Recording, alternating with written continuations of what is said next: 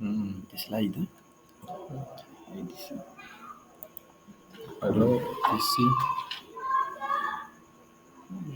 Ça n'a pas de sens. je peux réduire ça. Oui. Je vais réduire ça, oui. Dites qu'il faut toujours mettre les pleins écran. Oui, c'est beaucoup plus bien. Donc là, ils ont déjà. Le plein écran là-bas. Oui, ça. Ok.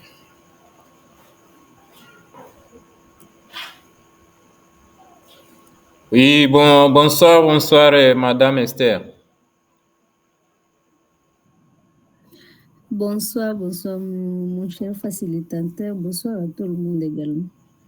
Ok, vous allez bien, je pense.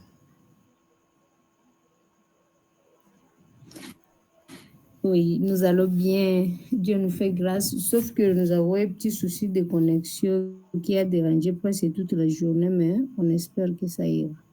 Ah, vous avez les soucis de connexion.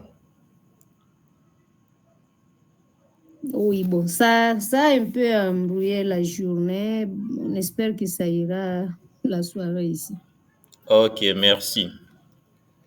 Alors, je voulais savoir, Merci. demander aux collègues si il y a eu des soucis par rapport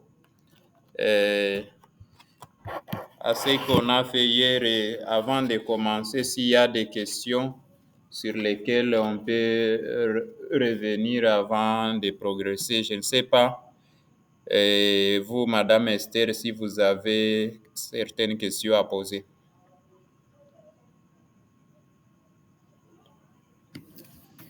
Bon, question en soi, on a essayé de parcourir encore les matières d'hier.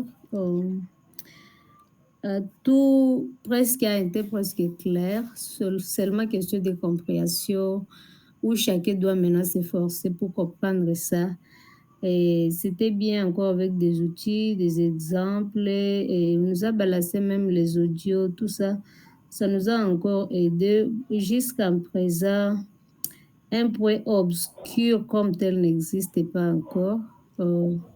Si quelqu'un se donne, seulement il lit, ça peut encore aller. Ah, merci beaucoup, comme tout est clair. Ça va. Alors, je vais aussi demander aux amis en présentiel est-ce qu'il y a des questions par rapport à ce qu'on a fait hier avant d'avancer. Non, aucune difficulté. Aucune difficulté. Ok, merci. Ok, il n'y a pas de difficulté. Alors, on va devoir avancer.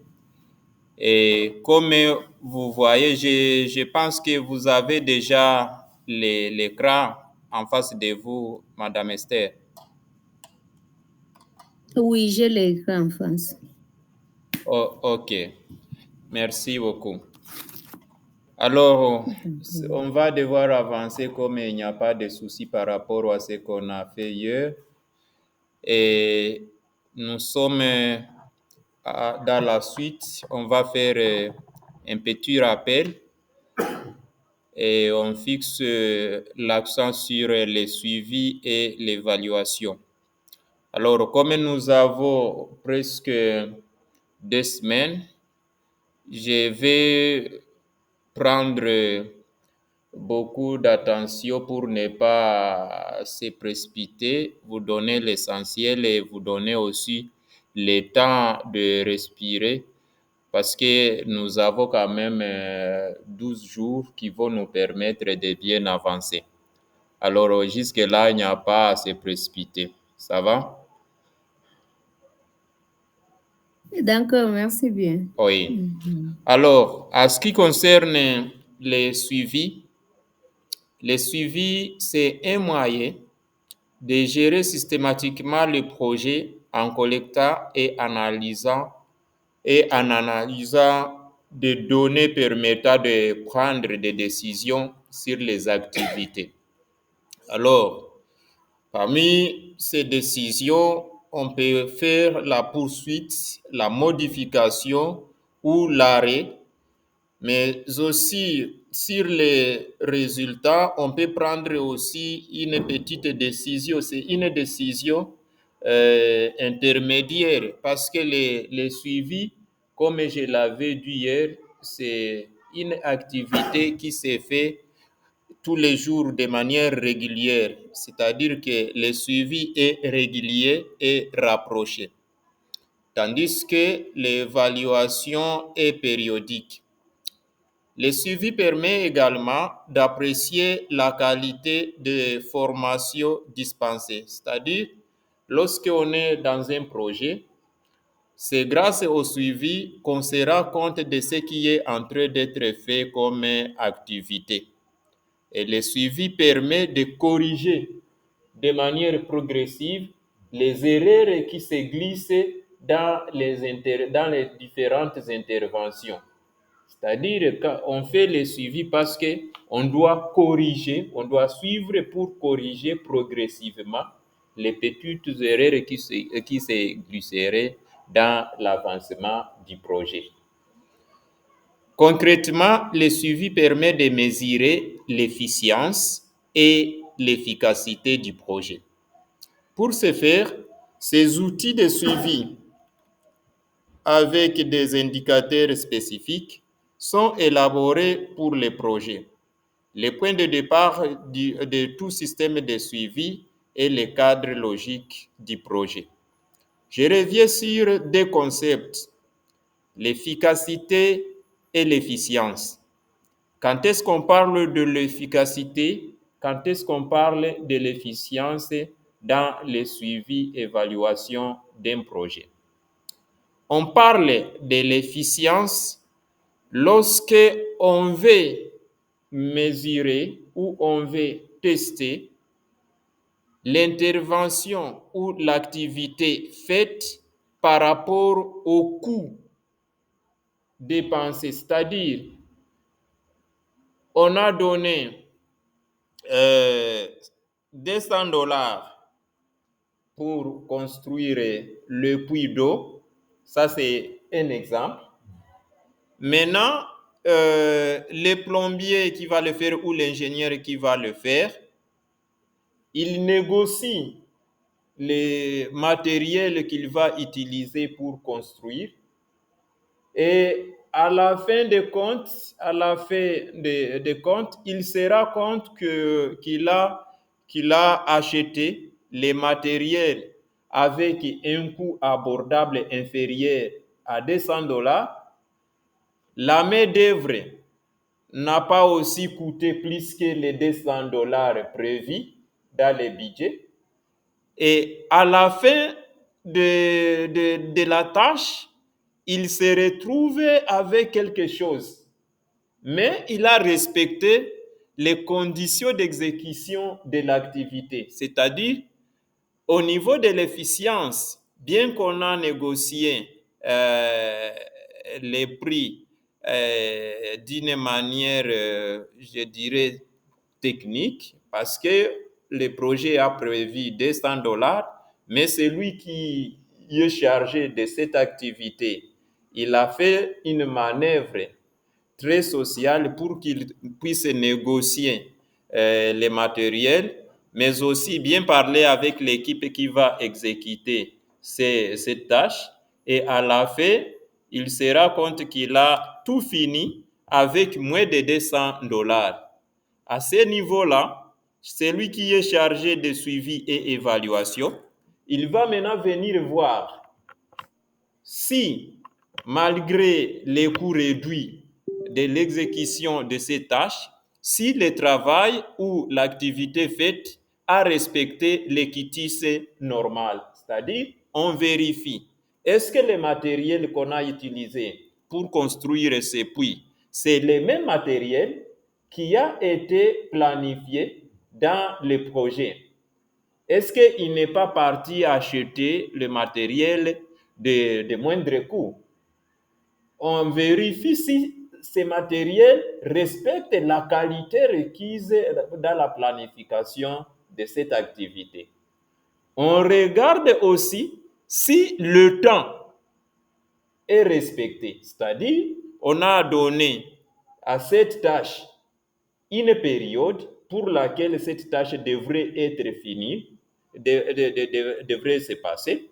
Et à ce niveau-là, on vient, on regarde, est-ce que le délai a été respecté? Parce qu'il ne faudrait pas que les chefs d'équipe puissent payer les ouvriers ou la main-d'œuvre de moins cher, mais qui va prendre beaucoup de temps. Parce qu'il s'agit d'un projet qui lui reste doit respecter les délais. Alors, si tous ces aspects sont bien respectés et que la tâche est à sa fin, on dit alors qu'il y a efficience. Il y a efficience parce que les responsables de la tâche a fait la même tâche avec efficacité et efficience, mais à moindre coût. Donc, il a négocié cette tâche avec une réduction en termes d'argent, mais il n'a pas biaisé sur les coûts, sur la qualité et sur les délais d'exécution de cette tâche. C'est à ce niveau-là maintenant qu'on parle de l'efficience.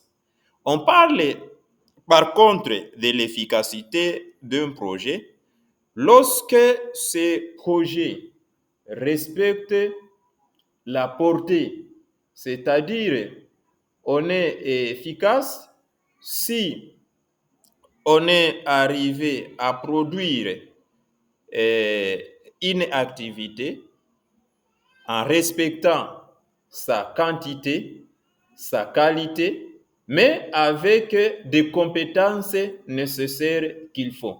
Alors, à ce niveau-là, on est efficace, on est efficient lorsque l'activité qui a été réalisée a été négociée à moindre coût par rapport au coût qui a été planifié, tout en respectant les conditions ou les normes de planification. C'est-à-dire, il n'y a rien qui a été perturbé, sauf le coût qui a été négocié en baisse. C'est comme ça que vous devez comprendre les deux aspects, parce que lorsque vous êtes un chargé de suivi et évaluation, vous tiendrez compte, toujours sur le terrain, vous devriez évaluer l'efficacité et l'efficience du projet. Est-ce que je me fais comprendre? Non, pour l'efficacité, ce n'est pas bien passé. Pour l'efficacité, vous n'avez pas compris. Oui. Ok. J'ai dit ceci. L'efficacité se vérifie au niveau de la qualité et de la quantité. Ça va? Oui. Alors, ça se vérifie comment? Je donne un exemple pour te faciliter. Je te fais une tâche. Disons, la tâche, c'est vous demander de me saisir 2 pages. J'ai un texte de 2 pages. Je suppose que vous êtes un opérateur de saisie. Ça va? J'amène les 2 pages manuscrites. Je dis non, j'aurais besoin de ce travail dans 1 heure. Ça va? Je rentre dans 1 heure, je vérifie le travail. Je trouve que tu as bien saisi, il n'y a pas de faute d'orthographe, tu as respecté les fonds et la forme du document et tu l'as produit dans le temps donné, tu as respecté le temps. À ce niveau-là, je peux dire que tu es efficace dans ton travail. Ça va? Mais on est efficient lorsque celui à qui on a donné, par exemple, le même travail, on lui donne 1000 francs pour les 2 pages, qu'il va aller payer 2 pages pour 1000 francs. Mais quand il arrive dans le secrétariat, il négocie à sa manière. Mais on produit un travail de qualité. Mais il paye moins que 1000 francs congolais. Et il revient, il dit maintenant à son chef hiérarchique, voilà, j'ai amené les 2 pages que vous m'avez demandé de faire saisir, mais je n'ai pas payé 1000 francs. J'ai payé en dessous de 1000 francs, c'est-à-dire j'ai négocié à un prix non, pas, il est parti en dessous du prix convenu. C'est parce que nous, on s'est convenu qu'il va produire ça pour 1000 francs. Mais lui a négocié pour 800 ou pour 700. Là, il devient efficient. Je pense qu'à partir de cet exemple, vous avez compris quelque chose. OK. Alors, l'objectif du suivi des projets, c'est quoi? C'est d'abord permettre de prendre la bonne décision sur la mise en œuvre des activités du projet. Entre autres, faire la poursuite des activités comme prévu, ça va, la modification de certaines activités ou arrêt de certaines activités. L'efficience mesure la manière dont les moyens mis en œuvre par le projet ont permis la réalisation des activités. Vous comprenez ça? Il s'agit donc de mesurer la qualité de transformation des moyens en activités dans la mise en œuvre du projet. Ça va? L'efficacité, maintenant, mesure la manière dont les activités réalisées par les projets ont permis l'atteinte de résultats identifiés dans les cadres logiques. Les cadres logiques, on va l'étudier après. Ça va? Il s'agit donc de mesurer la qualité des transformations des activités en résultats dans la mise en œuvre du projet. C'est ça l'exemple que j'ai donné. Lorsqu'on vous a donné le travail à faire la saisie de 2 pages, si vous terminez, l'activité, c'est saisir les 2 pages, n'est-ce pas? Alors, le résultat, c'est imprimer les 2 pages saisies. Et quand on viendra maintenant vérifier l'indicateur de ces résultats, les chargés de suivi et évaluation va dire que 2 pages ont été demandées d'être saisies et 2 pages sont imprimées, sont saisies correctement et imprimées. Alors, le fait que ces 2 pages soient correctement saisies et imprimées, cela dénote qu'il s'agit des résultats par rapport à l'activité de l'OPES. N'est-ce pas? Oui. Alors, le suivi peut être interne au projet lorsqu'il est fait par les membres de l'équipe. Vous comprenez un peu ça? Donc, on peut parler d'un suivi interne, tout comme on peut aussi parler d'un suivi externe ou d'un suivi mixte. Ça va? Il est interne lorsqu'il est fait par les membres de l'équipe de ce même projet. Interne. Il est externe lorsqu'il est effectué par une structure extérieure à l'équipe de mise en œuvre du projet. Ou encore, il est mixte, c'est-à-dire un suivi conjoint, lorsqu'il combine des mécanismes internes et externes. Là, c'est compris. Le suivi des projets de développement est généralement interne à l'équipe de mise en œuvre. Généralement. Parce qu'on parle, avant de passer à l'évaluation, on doit d'abord passer par le suivi. Et c'est ce que je vous dirais que la bonne réalisation du suivi donnerait beaucoup de chances à la bonne réalisation de l'évaluation. C'est-à-dire, on ne peut pas prétendre avoir une bonne évaluation lorsqu'on n'a pas fait un bon suivi. Ça va? Oui, ça va. Alors, l'objectif du suivi des projets, c'est quoi?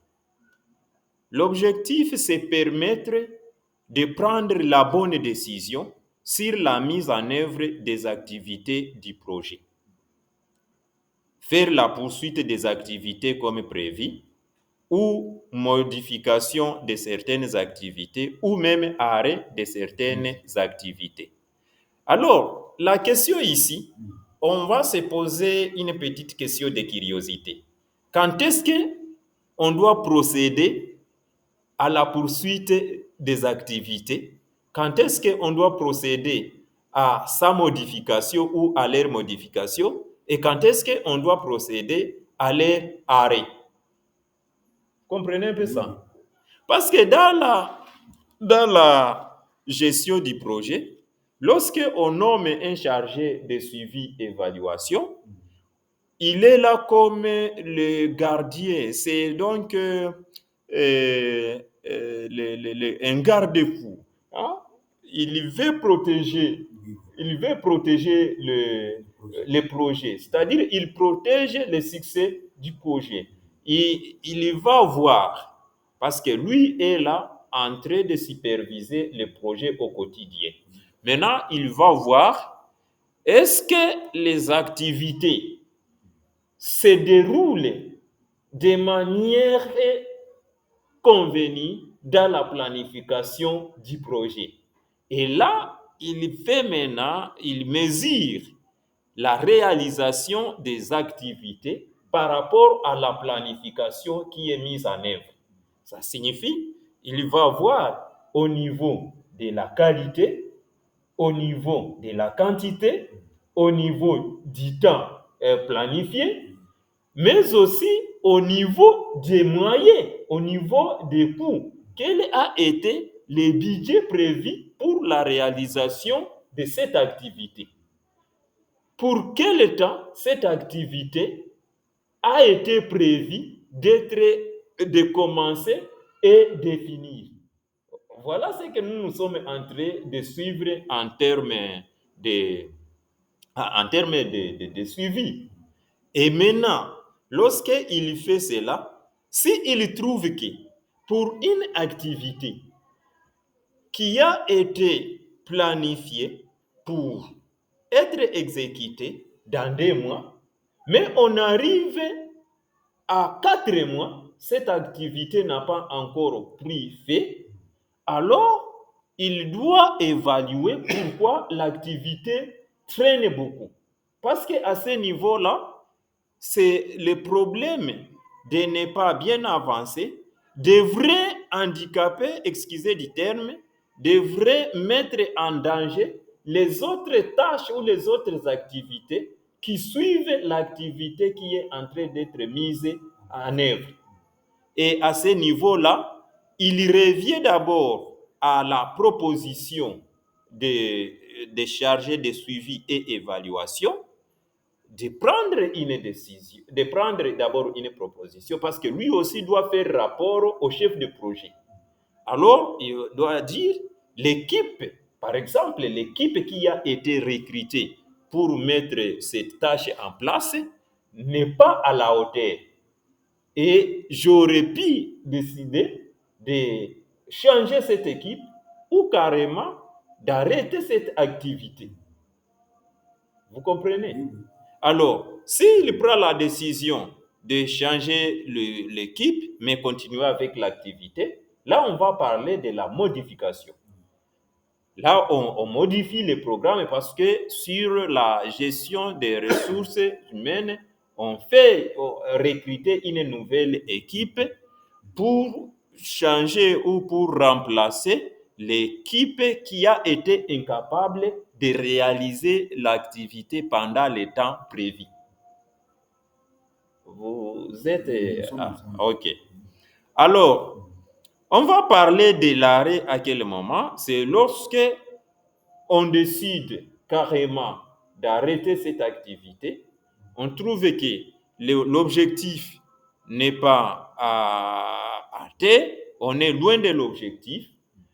Je dis par exemple un projet qui vise à construire une route de 20 km dans la ville d'Ouvira et que ce projet, on lui a donné une période de 6 mois par exemple, mais on arrive à 3 mois ou à 4 mois, on n'a pas même commencé à creuser les caniveaux, ainsi de suite. Alors, on calcule, il y a 4 mois que l'argent a été décaissé. Qu'est-ce qui a empêché? Il y a 4 mois ou plus de 4 mois qu'on a recruté l'équipe des ingénieurs, y compris les autres qui devraient les accompagner en termes de main-d'œuvre. Mais jusqu'aujourd'hui, rien n'avance. Ça va? Alors, on ne peut pas accepter de perdre l'argent.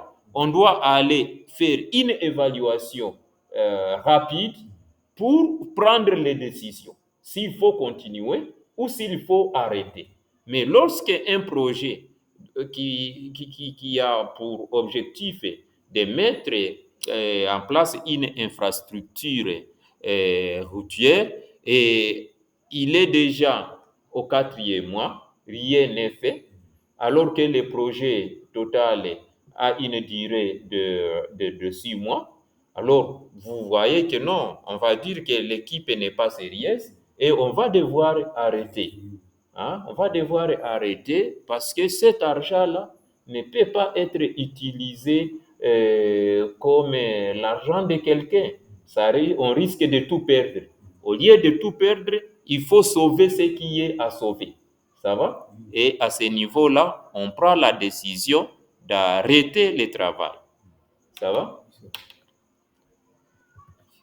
Alors, le suivi vise à mesurer l'efficience et l'efficacité dans la mise en œuvre du projet.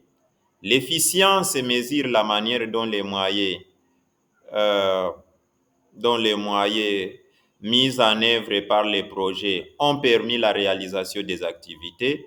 Il s'agit donc de mesurer la qualité des transformations des moyens en activité dans la mise en œuvre du projet. Ici, je pense qu'on a repris, j'ai repris, oui, les mêmes éléments, on doit sauter. On pourra corriger avant de vous partager les modules. Il y a le slide qui a été repris 2 fois. Alors, nous parlons alors de type de suivi. Ça va? Alors, on va voir qu'au niveau des suivis, on peut avoir les suivis internes, les suivis externes ou les suivis mixtes. Ça va? On parle alors de suivi externe lorsqu'il est effectué par une structure extérieure à l'équipe de mise en œuvre du projet, ou encore mixte, suivi conjoint lorsqu'il combine les mécanismes internes et externes. Ça, on avait déjà dit. Interne lorsque c'est géré par une équipe du projet de l'organisation, n'est-ce pas?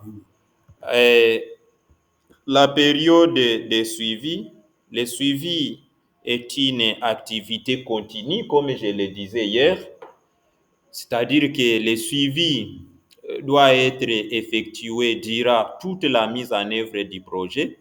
Les données sont récoltées régulièrement pour suivre l'évolution des indicateurs retenus pour le système de suivi. Ça, on en a dit, on a longuement parlé de ça. Alors, on poursuit maintenant avec la dimension du suivi. Le suivi se limite généralement à un projet ou un programme spécifique. À chaque projet, À chaque projet, on doit correspondre un système de suivi qui lui est spécifique. Ça va? C'est-à-dire, on ne peut pas dire que on va arrêter les mêmes systèmes de suivi pour tous les projets. Parce que tous les projets n'ont pas les mêmes objectifs et ne devraient pas, par conséquent, avoir les mêmes systèmes de suivi. Ça va? Alors, on devrait maintenant aligner les systèmes de suivi liés à la spécificité du projet. C'est-à-dire, on doit chercher les suivis qui est adapté au type du projet mis en œuvre. Ça va?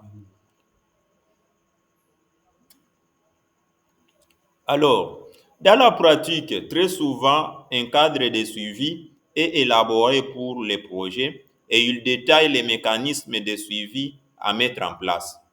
Un exemple de cadre de suivi de projet est présenté dans les tableaux ci-dessous. Voilà comment j'ai préparé un exemple d'un cadre de suivi de projet. Voilà comment ça se présente. Il y a la logique d'intervention. Alors, dans la logique d'intervention, il est toujours demandé au concepteur de cet outil de mettre un objectif qui est poursuivi par les projets. Dans la case logique. Oui, dans la logique d'intervention. Et après, maintenant, vous voyez qu'ici, il y a des logiques. Il y a la logique verticale et la logique horizontale. Maintenant, la logique verticale ici, on peut mettre par exemple les activités, ça va? On peut mettre les résultats ou même les objectifs. Mais ce qui nous intéresse beaucoup dans ce cadre, c'est la logique verticale, pas verticale mais horizontale, là où on va mettre maintenant les indicateurs, l'information ou les informations de référence, les sources de données, les méthodes de collecte et leur fréquence, les responsables de collecte des données, la gestion des données, donc comment ces données sont gérées, et l'utilisation des informations produites. Ça va? Ça signifie qu'on doit indiquer les indicateurs. Par exemple, si j'ai dit que le projet vise à construire des salles de classe, ça va? Maintenant, ça, je vais mettre dans la logique d'intervention. J'ai dit, l'objectif est de construire des salles de classe dans un milieu tel, en faveur de tel. Ça va?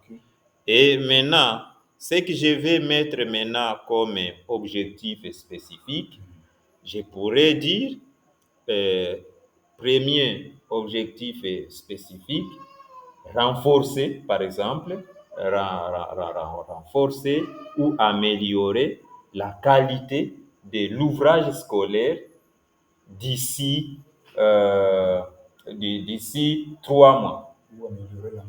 Ou améliorer l'environnement éducationnel d'ici 3 mois à partir d'une construction de 2 salles de classe. Ça va?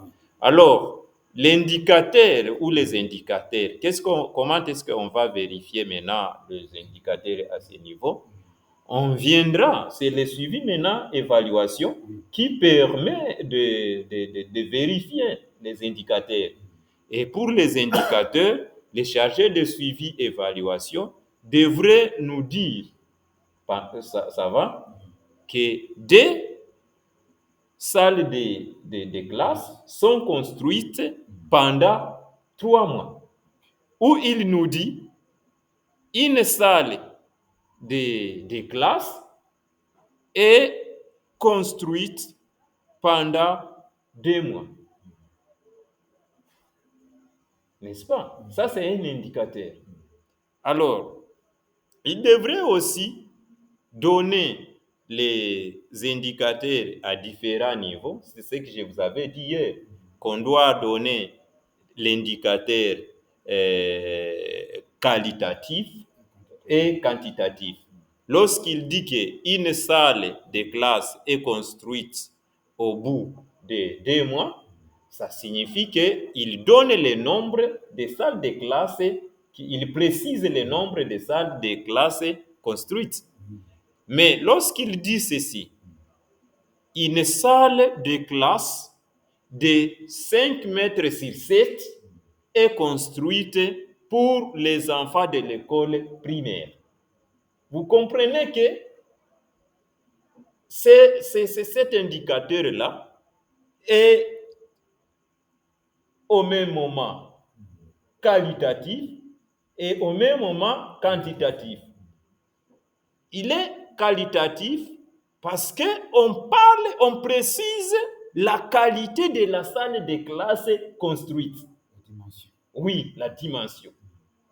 Et il est quantitatif parce qu'on détermine le nombre de salles de classe. Là, je pense qu'il n'y a aucune confusion. Maintenant, au niveau de l'information de référence,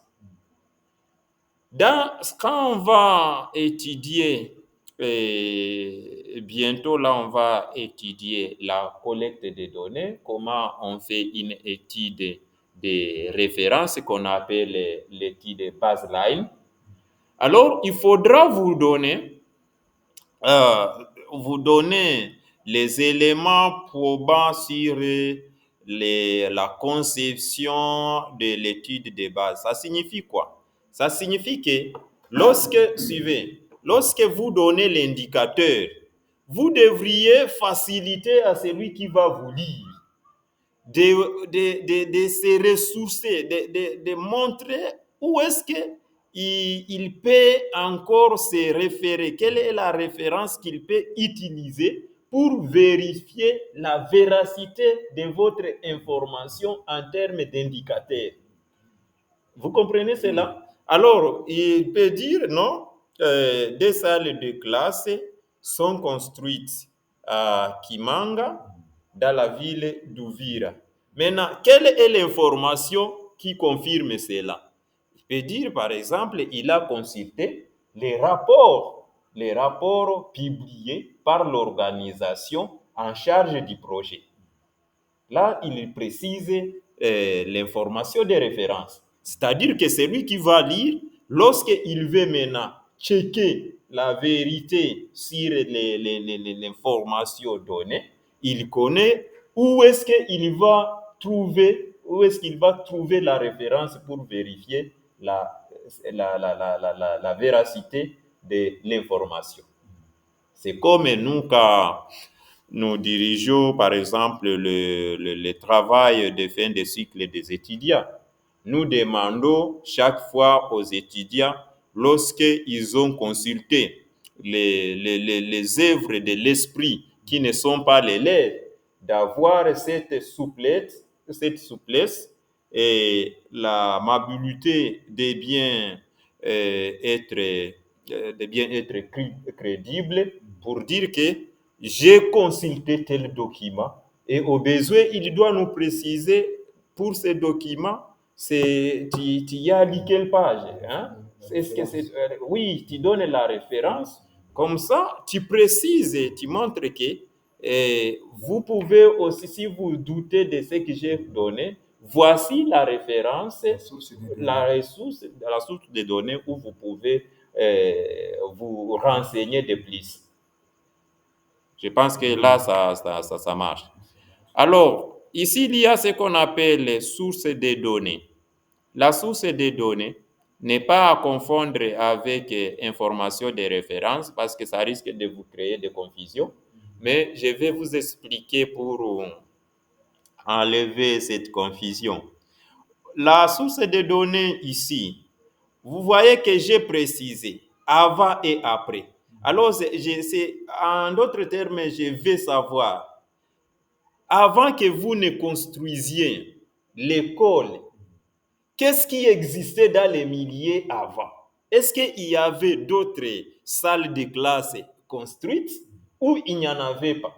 S'il n'y en avait pas, vous allez maintenant donner la source des données qui vous a clarifié, qui vous a indiqué qu'avant que ce projet n'arrive, il n'a jamais eu une salle de classe qui soit construite dans les milliers. Et à ce niveau-là, l'indicateur de base, qu'on appelle la donnée de base, c'est-à-dire la variable de base, sera égale à 0 parce qu'il n'y avait rien.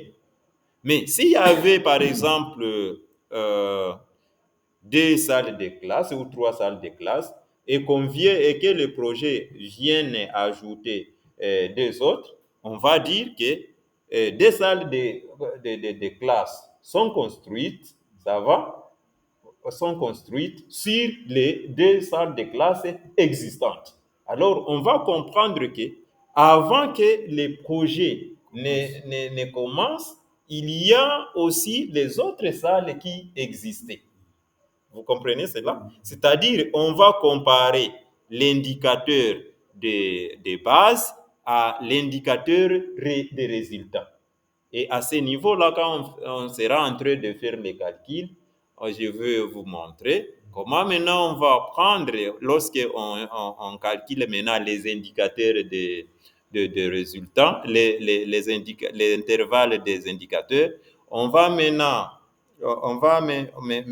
voir qu'est-ce qui a existé comme indicateur de base, qu'est-ce qui a été concrétisé comme indicateur de résultats, et on prendrait un calcul simple pour dire, on va prendre maintenant les indicateurs des résultats moins les indicateurs de base, et à ce niveau-là, on trouve maintenant les progrès, l'indicateur de performance, n'est-ce pas?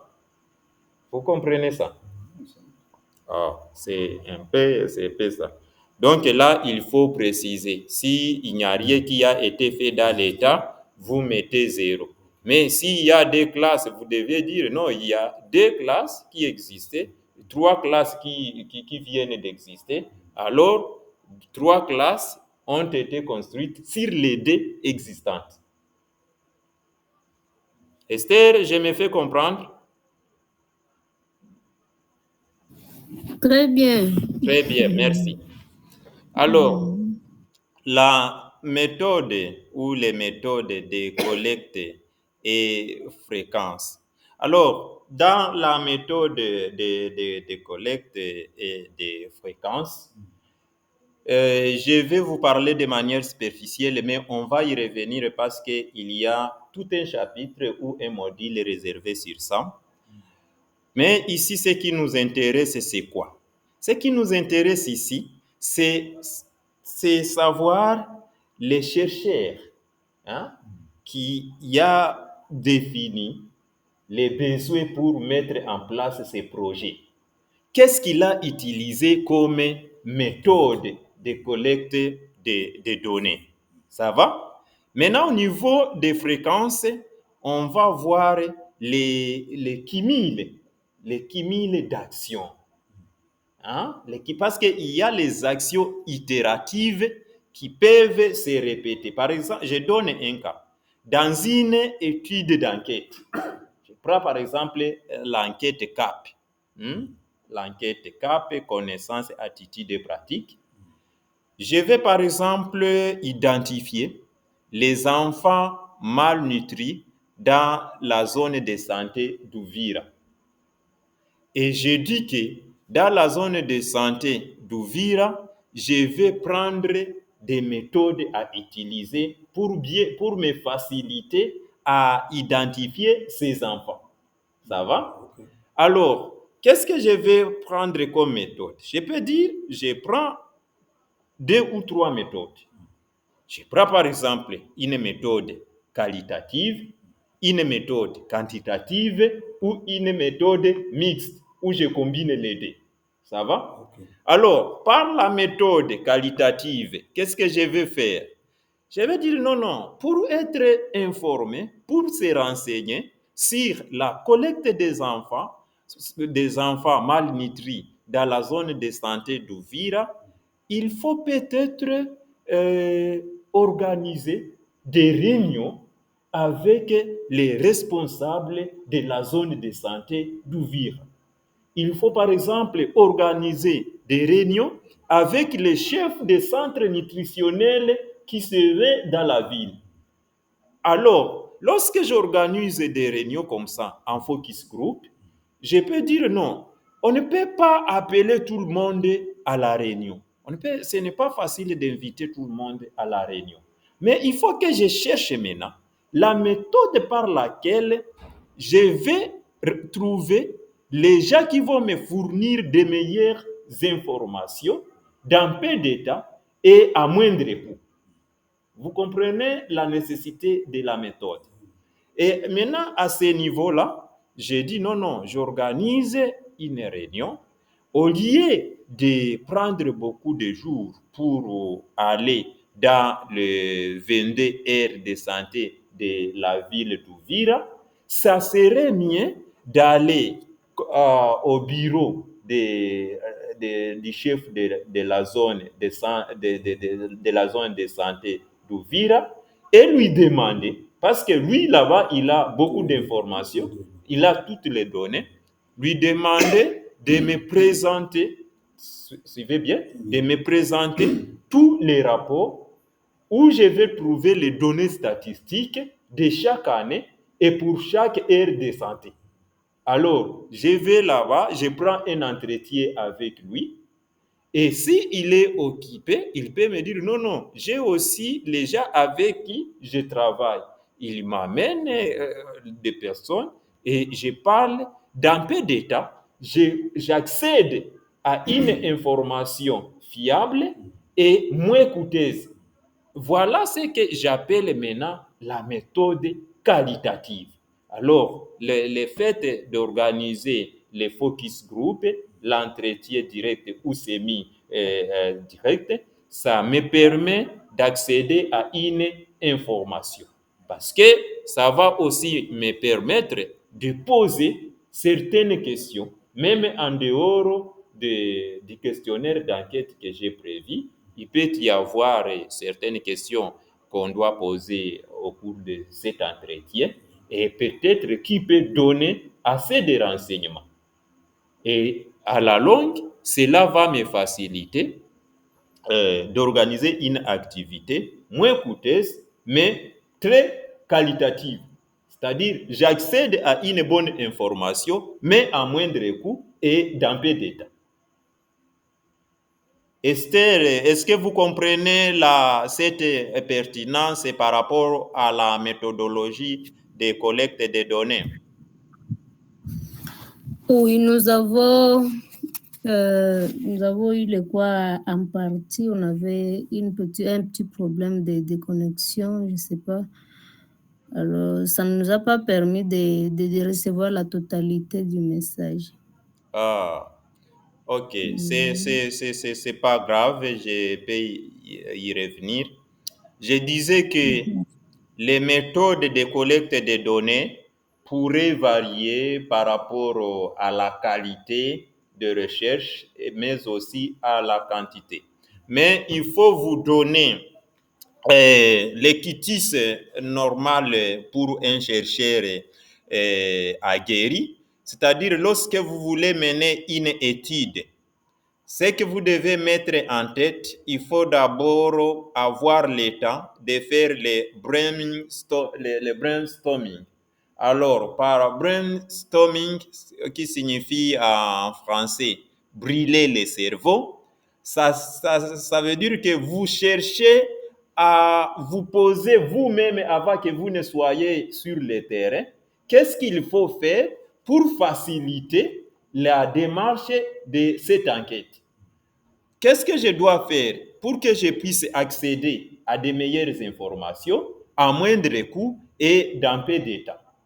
Alors, là, je vais maintenant définir les différentes méthodes qu'il faut utiliser pour me permettre de rationaliser, de bien gérer l'activité liée à la recherche, à la récolte des données.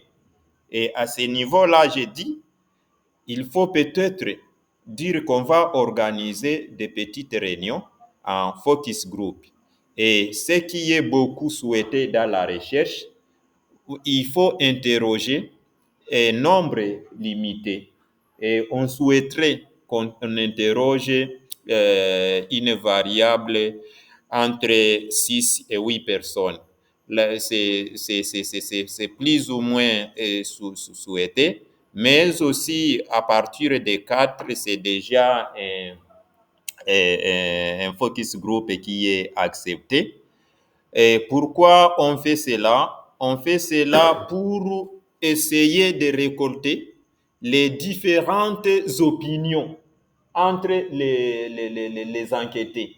C'est-à-dire, on va récolter, comme il s'agit d'une méthode qualitative, on veut comprendre les opinions de tout le monde.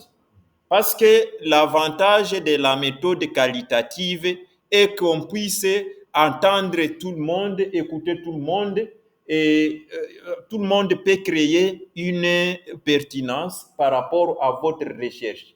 Et à ce niveau-là, ça vous permet de trouver ou d'accéder aux données très qualitatives.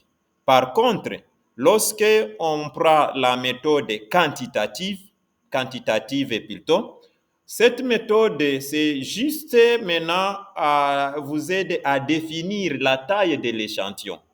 Alors, au niveau maintenant de la taille de l'échantillon, comme vous le savez, dans la méthode de recherche, sauf les exceptions soulevées pour certaines études comme la recherche en nutrition, qui pourrait accepter une taille inférieure à 23 comme taille une taille supérieure ou égale à 23. Mais de manière générale, nous gardons l'échantillon la taille d'échantillon à partir de 30. C'est à ce niveau-là que dans une recherche, à partir de 30, l'échantillon est accepté. Mais vous devriez mettre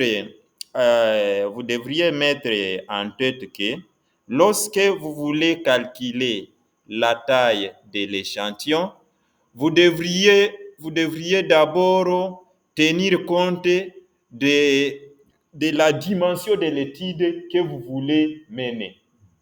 Parce que si vous avez par exemple la population totale qui est très importante, le fait de minimiser la taille de l'échantillon devrait contraindre le résultat de votre étude.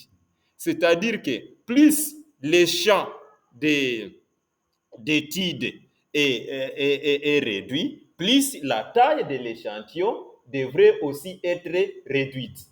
Plus on a la population cible qui est très importante, plus la taille de l'échantillon aussi devrait être importante.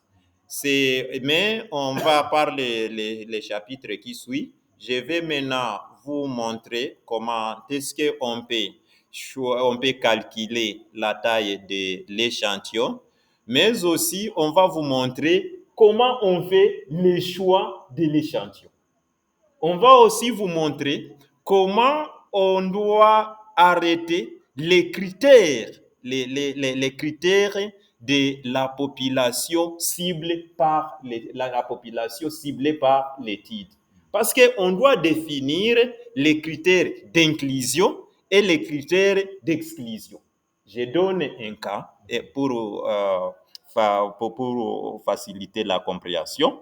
Lorsque je suis en train d'interroger, je vais vouloir mettre en place une étude qui vise à identifier les mariages précoces dans la ville d'Uvira.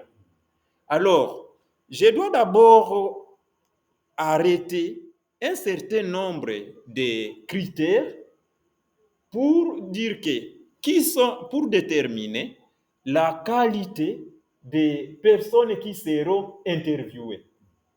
Et je prends, par exemple, les critères d'âge. J'ai dit, à partir de 17 ans ou à partir de 16 ans, je voulais interroger ces personnes parce qu'il y a les filles qui peuvent tomber grosses à partir de cet âge-là et qui seraient nécessaires dans l'interview. Alors, j'ai fait les critères d'âge pour dire que l'âge qui va intéresser l'enquête se trouve dans l'intervalle de 16, par exemple, à 20 ans ou à 25 ans. Alors là, j'ai fait les critères d'inclusion. Je parlerai de critères d'exclusion lorsque j'ai dit que tout celui qui se trouverait en dessous de l'âge requis dans l'enquête, c'est-à-dire en dessous de 16 ans, cette personne ne sera pas intéressée par les questionnaires de mon enquête. Là, c'est les critères d'exclusion. Je peux dire, comme l'étude concerne la ville d'Uvira, alors s'il y a une personne qui n'habite pas la ville d'Uvira, cette personne serait exclue dans l'interview parce que l'étude ne concerne pas les villes voisines ou les passagers. Je voudrais seulement interroger la jeunesse ou la population de la ville d'Uvira. Alors j'ai dit, tombe sur les coups d'exclusion toute personne qui serait en dehors de la ville d'Uvira et qui aurait un âge inférieur à 16 ans. Esther, vous comprenez quelque chose là-bas? Je comprends, oui. Ok. Merci. Alors, oui? Non, j'ai seulement remercié, oui. Ok, merci. Alors, maintenant, on va aussi parler de certaines méthodes qui peuvent aller au-delà de la méthode qualitative, quantitative ou mixte. Alors, pourquoi on doit faire, c'est ça d'abord la première question, pourquoi on doit faire recours à des méthodes quantitatives et qualitatives? Oui, les techniques d'enquête nous montrent que parfois il faut utiliser les deux méthodes. Pourquoi on doit utiliser les deux méthodes? Parce que il y a beaucoup d'informations qui peuvent intéresser une communauté, mais lorsque vous changez la communauté, cette information n'est plus nécessaire. Ça va. Alors, je donne aussi un exemple. Je suis enseignant de l'université. Nous savons bien que actuellement, dans les nouveaux systèmes, c'est-à-dire les systèmes LMD, l'enseignement, on doit préparer l'étudiant, mais on doit essayer de changer certaines stratégies par rapport aux objectifs comme on les faisait dans l'ancien programme. Dans l'ancien programme, un enseignant se présentait comme un magister, n'est-ce pas? Qui connaît tout, qui doit se mettre à l'auditoire en train de parler de 8h à 17h. Il est le seul maître, il n'y a personne qui vérifie ce qu'il fait et les étudiants deviennent qu'est-ce que je vais dire, des scribes en train d'écrire, prendre beaucoup de notes, les enseignants qui arrivaient avec des syllabus qui datent de longtemps, la matière, ainsi de suite, il prend tout le temps en train de dicter. Alors que dans les nouveaux systèmes aujourd'hui, ce n'est plus le cas. Nous sommes en train de vouloir maintenant préparer l'étudiant comme notre futur collègue qui va quitter l'université pour aller appliquer ce qu'il vient d'apprendre. Alors, c'est-à-dire qu'aujourd'hui, on a maintenant renversé un peu quelque chose. Nous partons maintenant des objectifs par compétence. Donc, on partage dès l'entame du jeu à l'auditoire certaines compétences de manière pratique et on s'est dit, on s'est fixé un objectif pédagogique stratégique pour poser la question. À la fin, par exemple, de cette unité pédagogique, que deviendra mon étudiant? L'étudiant que je suis en train de former, sur le terrain, quand il quitte l'auditoire, qu'est-ce qu'il va devenir? Qu'est-ce qu'il sera capable de faire? Si j'ai donné, par exemple, comme je suis en train de partager les connaissances sur les suivis et évaluations avec vous, alors je peux me poser la question, est-ce qu'à la fin de notre formation, les participants qui ont suivi de manière régulière la formation, est-ce qu'ils seront en mesure d'élaborer un projet ou d'élaborer quelques outils de suivi évaluation et que ces outils puissent être utilisés de manière pratique dans ce qu'il fait comme vie au quotidien dans différentes entreprises.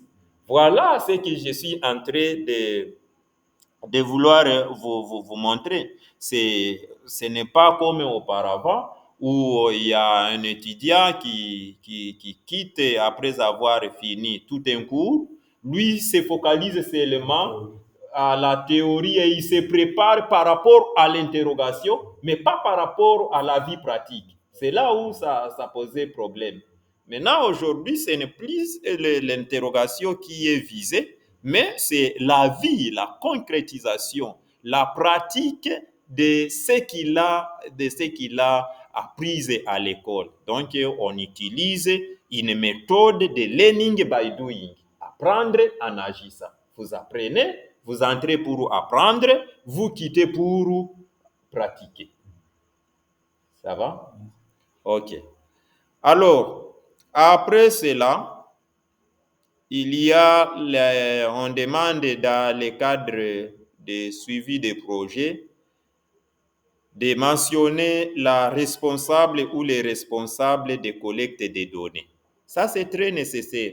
Lorsque on a fait une collecte de données, celui qui voulait veut savoir, c'était la collecte des données que vous présentez. C'était l'économie de l'œuvre, cette œuvre appartenait à qui? Qui a géré cette collecte de données? On a intérêt à pouvoir connaître la responsable parce que, comme on le disait toujours, que c'est de la forme que jaillit le fond, n'est-ce pas? Alors, on doit connaître qui a été responsable de la collecte des données. Comme je vous disais, dans les suivis et évaluations, on doit toujours avoir un œil vigilant sur la personne qui a été responsable du suivi et de l'évaluation. Ici, il en est la même chose dans la recherche. On a aussi intérêt à connaître la responsable de la collecte des données. Alors, la gestion des données. On doit savoir comment les données ont été ou comment les données seront gérées. Si vous avez, par exemple, collecté les données, il faut savoir avec quel outil ces données ont été collectées. C'est à ce niveau, actuellement, on souhaite que l'enquête puisse être informatisée à partir de l'application Kobo Collect. Et on veut voir comment ces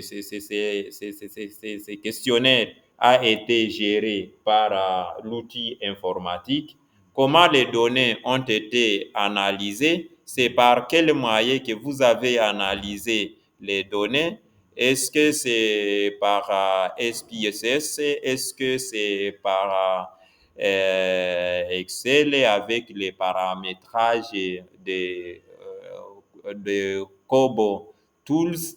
Alors, tout ça, on va essayer de voir pour avoir un certain niveau, vérifier un certain niveau de la crédibilité ou de la fiabilité des données.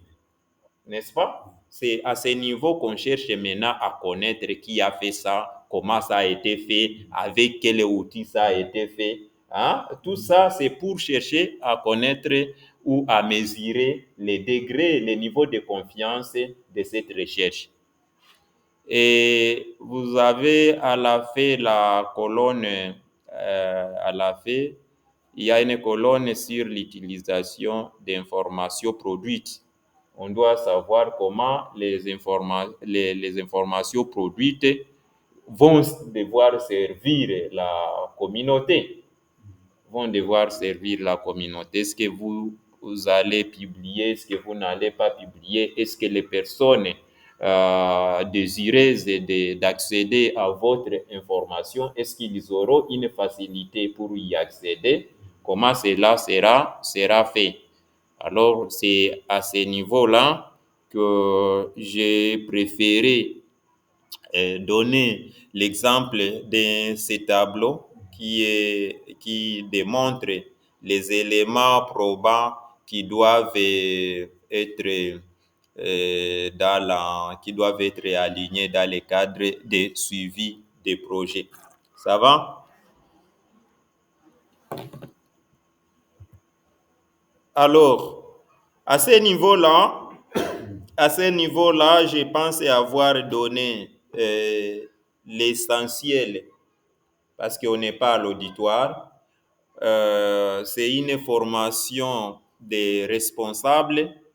Nous ne sommes pas appelés de donner tous les points, de toucher tous les accents, mais ce qui nous anime, c'est donner le meilleur de nous-mêmes dans peu de temps et les faire adapter à la qualité des bénéficiaires. Qu'est-ce qu'on peut donner aux bénéficiaires pour que cela leur permette d'améliorer leurs services dans différentes entreprises où ils interviennent. Alors, après maintenant les détails, les rappels sur les suivis, nous entamons maintenant l'évaluation. Parce que la grande chose, la grande mission dès l'entame d'IG pour cette formation, vous devriez être à mesure de différencier les suivis et l'évaluation. Savoir qu'est-ce qu'on appelle le suivi, quand est-ce que le suivi est pratiqué, qu'est-ce qu'on appelle évaluation, quand est-ce que l'évaluation est pratiquée. Et au niveau des suivis, vous avez vu qu'il y a deux types.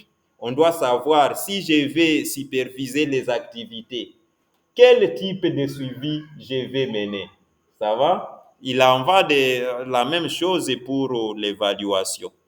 Alors, c'est comme ça qu'on entame alors le deuxième point qui est l'évaluation. Alors, en ce qui concerne le contexte et la justification d'une évaluation dans un projet, ici, il peut s'agir d'une... Excusez, il y a une erreur. Il y a une erreur de frappe. J'allais écrire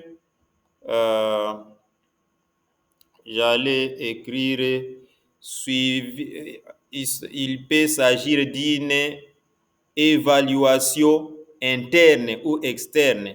J'ai sauté le mot évaluation et je suis tenu le remettre avant que je ne vous partage les modules. Je présente toutes mes sincères excuses. Alors, il peut s'agir d'une évaluation interne ou externe, comme ça a été le cas pour les suivis.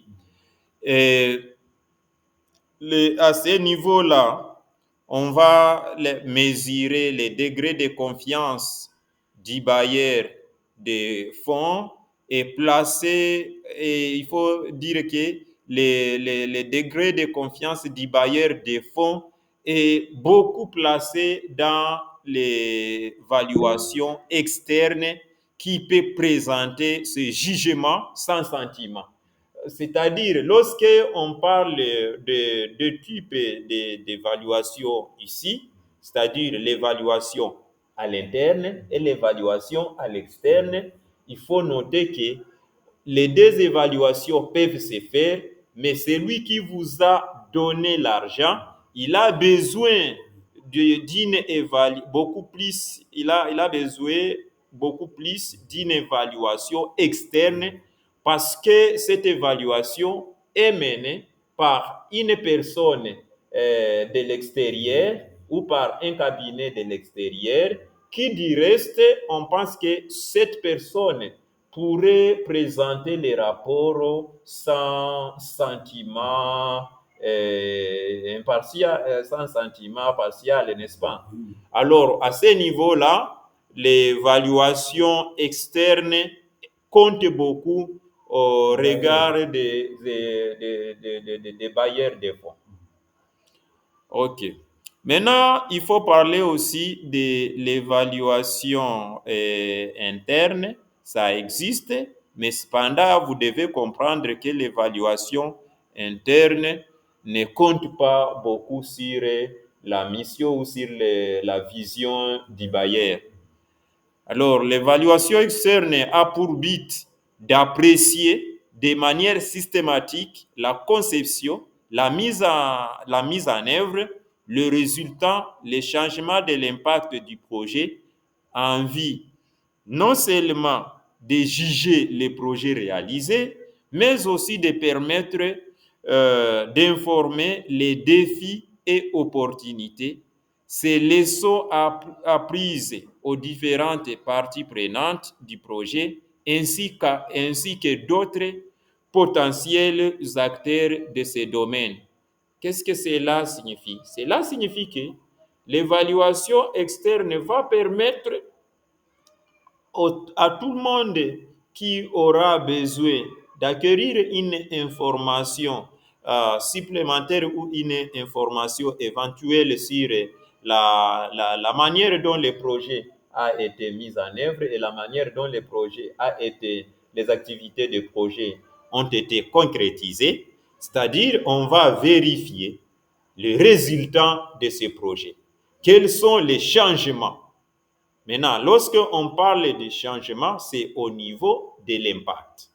Les résultats, ce sont maintenant les extras qui dérivent des intrants et des activités à l'immédiat. Et hier, j'avais parlé des intrants. J'ai dit que les intrants sont des ressources, des moyens par lesquels les activités seront mises en œuvre. Et les activités, lorsqu'elles sont mises en œuvre, elles permettent l'atteinte de résultats. Et les résultats contribuent maintenant à l'atteinte des objectifs spécifiques. Les objectifs spécifiques contribuent à l'atteinte de l'objectif global ou des objectifs globaux. Et maintenant, lorsque l'objectif global est atteint, mais il faut retenir que l'objectif global pour un projet n'est pas visé automatiquement parce que ça demande le temps pour qu'on puisse vérifier l'objectif global.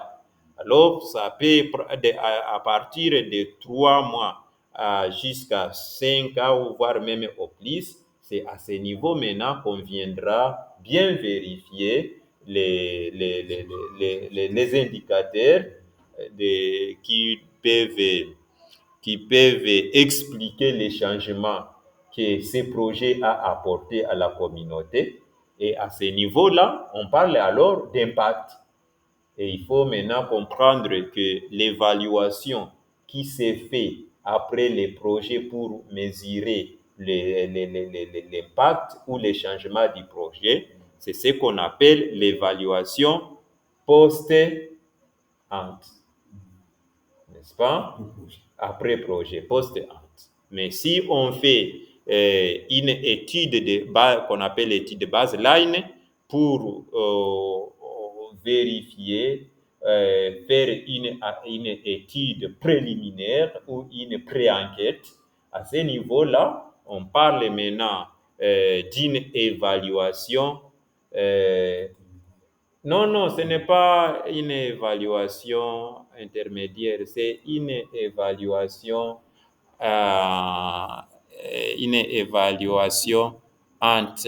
ex-ante. Il y a post-ante et ex-ante. Ex-ante, c'est une évaluation préliminaire, avant. Ça se passe avant. Là, on est sur ex-ante. Alors, cette évaluation, c'est lorsque, par exemple, on veut mettre une enquête en place, mais avant qu'on fasse une enquête proprement dite, on passe par la pré-enquête qu'on appelle alors étude de baseline. C'est ce que j'étais en train d'expliquer là-bas. Alors, lorsqu'on fait l'étude de baseline, c'est ce qu'on peut appeler maintenant en suivi évaluation, l'évaluation ex-ante. Donc, on veut comprendre, on veut évaluer les indicateurs de base avant que le projet ne commence. Et après, maintenant, à la fin du projet, on veut vérifier si réellement le projet qui a été mis en œuvre sur le terrain a produit les changements à la communauté bénéficiaire. Et à ce niveau, cette évaluation va se passer après le projet. Et comme c'est après le projet, on parle maintenant d'une évaluation post-ante. Je pense que je me fais comprendre.